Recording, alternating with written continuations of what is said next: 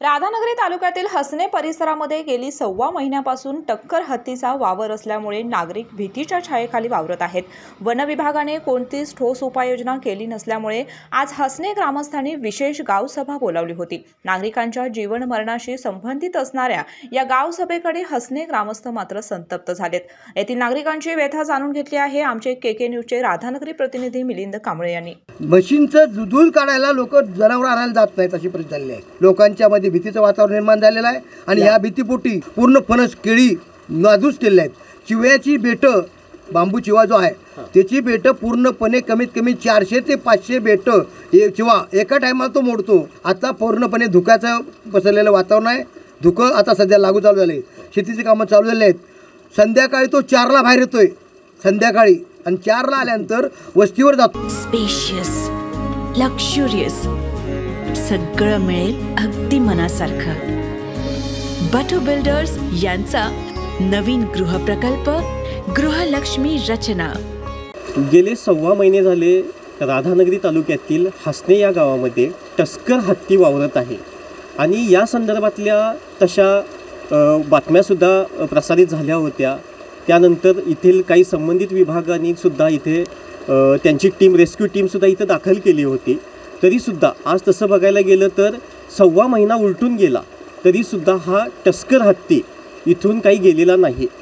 आणि इथील जे काही हसने या गावातील जे काही नागरिक आहेत ते खरंच बघायला गेलं तर ते भीतीच्या छायेखाली आहेत। आज हा रिपोर्ट करण्यापाठीमागचं कारणच असं आहे की त्यांचे आत्ता जे 1.25 महिने त्यांनी कसे घालवलेत आणि इथून पुढं त्यांना हा जर काय टस्कर इथून नाही गेला तर त्यांचं इथं जगणं मुश्किल होणार आहे। तर माझ्यासोबत आज येथील ग्रामस्थ आहेत। या स्पेशल रिपोर्टच्या माध्यमातून आपण त्यांची काय नेमकी इथली गेले 1.25 महिने ते कसे वावरत आहेत हे आपण आज आपल्या केके न्यूजच्या माध्यमातून आपण जाणून घेणार आहे। नमस्कार सर। नमस्कार। गेले 1.25 महिने झाले इथं टस्कर वावरत आहे। येथील विभागाने एक वेळेला येऊन इथं रेस्क्यू केला, काय नेमकं इथं काय तुम्ही कसं नाही रेस्क्यू केला त्यांना आम्ही निवेदन दिलं, त्यांनी आजपर्यंत त्यांनी येत आहेत ते प्रयत्न आपले करतायत प्रयत्न करतायत। आणि हे मुळात आधी अभयारण्य हत्तीचं नाही आहे, गवा अभयारण्य बरोबर आहे। हत्ती बाहेरून आलेला प्राणी आहे इथं। शासनाला अजून वाट बघायची 1 महिना झाला। आम्ही सुरुवातीलाच मी सांगितलं होतं, निवेदनात लिहिलेलं नाही, आम्हाला नुकसान भरपाईची गरज नाही। तुम्ही काय देताय हे त्याला देणाऱ्यांना माहिती आहे आणि घेणाऱ्यालाही माहिती आहे। नुकसान भरपाई सरकारची किती मिळते आणि त्याच्यासाठी काय काय करावं लागते शेतकऱ्याला हे सगळ्यांना ज्ञात आहे। आमचं म्हणणं एवढंच आहे की हत्तीचा वावर इथं नव्यानं आणला आहे हत्ती, त्याला इथून तुम्ही न्यायची कसा काढायचे सरकारनं बघायचं आहे। आम्हाला इथ्या पुढं जर मनुष्यहानी वित्तहानी सोडूनच द्या, मनुष्यहानी झाली तर याला सर्वस्वी फॉरेस्ट खातं जबाबदार राहील असं मी पहिल्यांदाही सांगितलं, आता परत सांगतोय।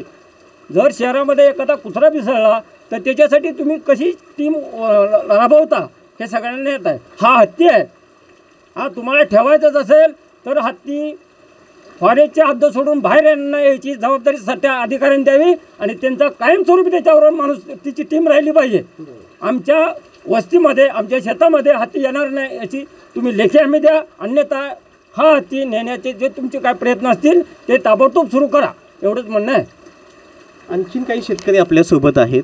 तुमच्या शेतीमध्ये या टस्करनं काय नुकसान केले? जरासं वेगळ्या भूमिकेत सांगायचं म्हटलं तर पूर्वी तो देवळाकडल्या माडच खात होता, बेंडे माड। आत्ता तो हत्ती पूर्णपणे फळझाडं फणस बाग असतील, कापे पण असतील, आज उद्याचं वटपौर्णिमा आहे, लोकांनी ते फणस विकण्यासाठी मुंबईपर्यंत तिथं गाड्या येतात आणि ते गाड्या मुंबईला फणस पार्सल करतात।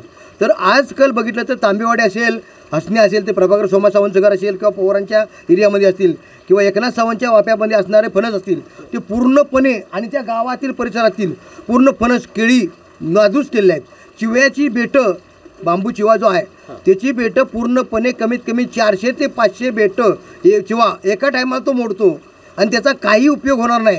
अशी जसं शिगरं काढतात तसं आजची परिस्थिती आहे, तुम्ही बघितलेलं आहे, काही ठिकाणी बघितलेलं आहे, काही ठिकाणी त्या पर्यटनाने पंचनामे करत आहेत। पंचनामे आजही आम्हाला गरजच नाही, परंतु ह्याच हत्तीचा वावर पूर्णपणे याचा बंदोबस्त न केल्यास उग्र आंदोलन करून शासनाला जाग येण्यासाठी आम्ही रस्त्यावर उतरू, या 2-4 दिवसात रस्त्यावर उतरू, अन्यथा हे शासन पूर्ण हा रस्ता रोको आंदोलन करणार अधिकाऱ्यांना वेळोवेळी कल्पना दिलेली आहे. मराठा महासंघाच्या माध्यमातून मागच्या महिन्यामध्ये आम्ही सर्वांनी त्यांना माळीसाहेबांना निवेदन दिलेलंच आहे. परंतु आत्तापर्यंत 4 वॉचमॅन असतील किंवा 2 एक माळीसाहेब कोळीसाहेब पाटीलसाहेब असतील आणि हे दोघे तिकडे येत आहेत, परंतु त्याचा काही उपयोग झालेला नाही. आता पूर्णपणे धुक्याचं पसरलेलं वातावरण आहे. धुकं आता सध्या लागू चालू झाले, शेतीची कामं चालू झाली आहेत. संध्याकाळी तो 4ला बाहेर येतोय संध्याकाळी आणि 4ला आल्यानंतर वस्तीवर जातोय. वस्तीवर गेल्यानंतर ढोल वाजले की तेवढंच पुरतं काहीतरी करतोय आणि परत मागं येतोय. परत श्रावणांचं शेत असेल, प्रभाकरी समाजात त्या 4 एरियामध्ये कायमस्वरूपी त्याचा वावर पुढील शेतामध्ये वाढलेला आहे. आज गावडेवाडी ठिकाणी केळीची बाग मोठी आहे सावंतसाहेबांची, त्या ठिकाणी गेला तर तो हत्ती हलणार नाही अशी परिस्थिती झाली आहे. लोकांच्या मध्ये भीतीचं वातावरण निर्माण झालेलं आहे आणि ह्या भीतीपोटी शेतकरी वर्ग असेल, आज आम्ही ह्या डेअरीच्या ठिकाणी थांबलो आहे. लोक जनावरं आणायला जाताना लोक भीतीच्या वातावरणामध्ये आहेत. आज ही उगादेवी संस्था डेअरीची आहे, या ठिकाणी आपण थांबलो आहे. म्हशींचं दूध काढायला लोक जनावरं आणायला जात नाहीत अशी परिस्थिती झालेली आहे.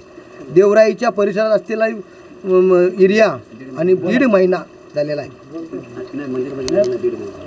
गेले 1.25 महिने झाले राधानगरी तालुक्यातील हसने या गावामध्ये टस्कर हत्ती हा वावरत आहे. या लोकांचं असं म्हणणं आहे की आम्हाला लवकरात लवकर तो टस्कर ह्या गावातून इथल्या विभागानं तो घालवावा, अन्यथा वरच्या लेवलवर जे काही उपाययोजना आहेत त्या करून इथून लवकरात लवकर काढावं, कारण ते आज भीतीच्या छायेखाली वावरत आहेत. त्यांचं शेतीचं जे काही आत्ता बघायला गेलं तर पाऊस चालू झालेला आहे, शेती करायची त्यांची थांबलेली आहे. तरी या विभागानं आमच्याकडं लक्ष देऊन तो टस्कर इथून बाहेर काढावा अशी या नागरिकांची मागणी आहे. अशाच नवनवीन अपडेट पाहण्यासाठी आमच्या KK न्यूज चॅनेलला सबस्क्राईब करा.